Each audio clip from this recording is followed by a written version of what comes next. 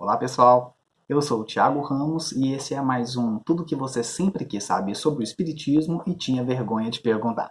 Então bora lá para mais duas perguntas. O Espiritismo é coisa do capeta? Adoro. Depende, né? Se o capeta for bonzinho, se o capeta for caridoso, se o capeta for solidário e se ele buscar conter e melhorar suas más tendências, sim, né? A gente pode considerar que seja. O que a gente tem que entender nesse processo é que desde a constituição humana, né, e quando ele passou pelas savanas, e ele se constitui como Homo sapiens sapiens, o nosso cérebro humano, até por uma questão de sobrevivência, ele foi muito moldado para trabalhar com dualidades, né? O preto, o branco, o alto, o baixo, e era meio que um raciocínio 880, até para que ele sobrevivesse mesmo, não perdesse tanto tempo fazendo elaborações racionais, né, e lógicas. Então nós temos uma tendência muito grande de sempre nos colocar num lado mais bonzinho da história e teoricamente aquele que discorda de mim ou aquele que vem trazer uma visão diferente de mim, eu tenho uma tendência de endemoniar, de encapetar, de colocar ele como se ele estivesse no lado ruim da história. E é muito interessante essa frase, né? É lógico que para nós espíritas, eu trouxe aqui uma provocação, mas para nós espíritas o capeta ele nem existe, né? Porque aquele ser do mal que nós chamamos de demônio, de Beuzebu, né? Ele também, né, o Espiritismo vem nos mostrar isso, que é um espírito que também saiu das mãos do Criador e ele também é passível dessa amorosidade, desse perdão divino. Então vai chegar um momento onde ele também se transformará. Nós o consideramos como se fosse um espírito inferior, né, que simboliza as tendências inferiores e mais imperfeitas que o ser humano traz. E é muito interessante quando a gente analisa isso, que aquele que discorda de mim e traz uma visão diferente, eu tendo a o endemoniar. O próprio Jesus recebeu essa pecha, né? O próprio Jesus recebeu essa alcunha de ser alguém que trabalhava pelo demônio, de ser alguém que trabalhava por Beuzebu. Então você vai ir para o Google, e se você, né, não está tão familiarizado com essa passagem, mas creio que quase todos tenham ouvido, onde Jesus estava curando várias pessoas, e ele cura um endemoniado, ou seja, alguém obsidiado, né, por um espírito inferior que o queria fazer mal. E quando Jesus o cura, os fariseus viram e falam assim: é por Beuzebu que ele cura, né? É por Beuzebu que ele faz essas coisas. Ou seja, a mesma crítica que hoje os espíritas eles recebem, né, de setores religiosos um pouco mais tradicionais, o próprio Jesus recebeu também dos fariseus naquela época, porque ele também curava, ele também conversava com espíritos, ele também desobsidiava as pessoas.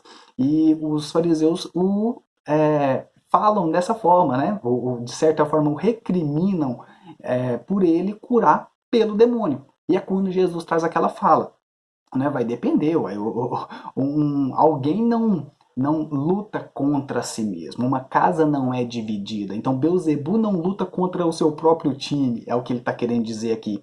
Por quê? Porque como que pelo demônio, aquilo que simboliza o mal, eu posso fazer o bem? Eu posso incentivar o perdão. Eu posso incentivar ao amor, à amizade, à caridade, à solidariedade. Então Jesus fala para os fariseus, né, fazendo também esse contraponto que nós hoje, principalmente o Espiritismo, recebe, de que um demônio não pode lutar contra si mesmo, uma casa não pode estar dividida. E nós espíritas hoje falamos a mesma coisa. Não, o Espiritismo não é coisa do capeta, né? Trazendo essa conceituação que na maioria das vezes é aquilo que nós recebemos, porque nós incentivamos sim a melhoria pessoal, a melhoria de nós mesmos, a melhoria enquanto seres humanos, para sermos mais solidários, para sermos alguém mais, para sermos pessoas mais empáticas, no sentido de acolher as imperfeições do outro, mas que para isso, primeiramente, eu tenho que acolher as minhas imperfeições. Então, quando o Kardec e os espíritos trazem que o verdadeiro espírito é aquele que tenta conter suas más tendências, eles estão dizendo, né, aquele que tenta conter a sua inferioridade, o capeta que existe em si, né? Porque nós é que somos os demônios, né? Nós é que somos os capetas, pelo perdão da palavra, mas espíritos inferiores que ainda estão buscando a sua melhoria, o seu processo de melhora. Então não, o espiritismo não é uma doutrina do capeta. Só se o capeta for alguém que luta para trazer o amor ao mundo. Sempre quis saber se vocês têm algum radar embutido de energia, né? Tipo, fulano está precisando de oração, né? A energia dele está baixa. A pessoa está querendo, de certa forma, perguntando se nós espíritas temos algum poder sobrenatural de detectar quando alguém está precisando. Na verdade, a minha amiga, o meu amigo que fez essa pergunta, todos nós temos isso, né? O ser humano ele é passível de entrar em conexão uns com os outros e de certa forma mesmo perceber, ter um feeling, né? Ter um tato, isso é um sentido humano que, querendo ou não, quando nós nos disponibilizamos para isso, para compreender o outro, para ter tempo para abraçar o outro no sentido empático, de acolher as suas mazelas e as suas imperfeições sem julgamento, sem preconceito, né, sem partir do princípio de que eu sou melhor do que o outro por ele estar fazendo isso ou aquilo. Então, quando o ser humano ele foca, né, e ele busca desenvolver em si essas qualidades, essas potencialidades que todos trazem, e aqui eu volto na pergunta primeira, né, que até aquele que é considerado um capeta, né, até esse espírito inferior, ele traz essa potencialidade de ser alguém melhor, e quando nós nos colocamos a desenvolver isso, sim, nós temos a capacidade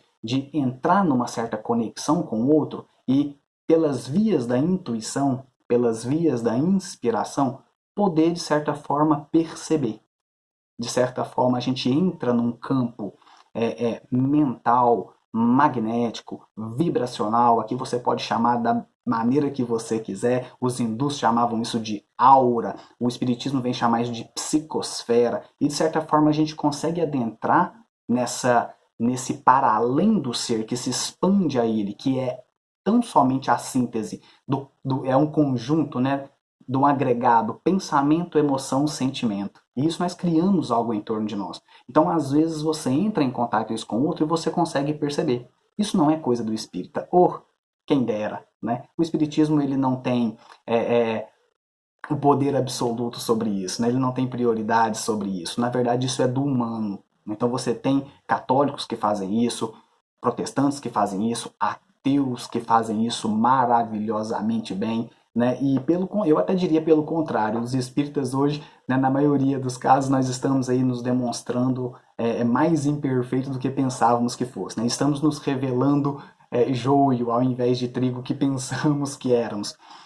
Mas isso é do humano e são sentidos que nós todos temos para desenvolver, e quando a gente para perceber primeiro a nós mesmos e a entender o nosso campo emocional e sentimental, aos poucos a gente vai começando a ter essa habilidade também de fazer isso com o outro e assim detectando, né? Detectando quando as pessoas não estão tão bem assim ou quando elas estão melhores. E de certa forma a gente pode contribuir com uma prece, com uma oração, com um pensamento bacana, um pensamento de amorosidade, e aí a gente pode contribuir para o restabelecimento dessa pessoa. Beleza? Gente, esse foi mais um Tudo que você sempre quis saber sobre o Espiritismo e tinha vergonha de perguntar. Sou o Thiago Ramos, se você quiser enviar pergunta, estamos aí nas redes, Facebook, Instagram, me enviem aí nos directs da vida e a gente vai tentando fazer o que pode. Beijo para todo mundo, fiquem com Deus.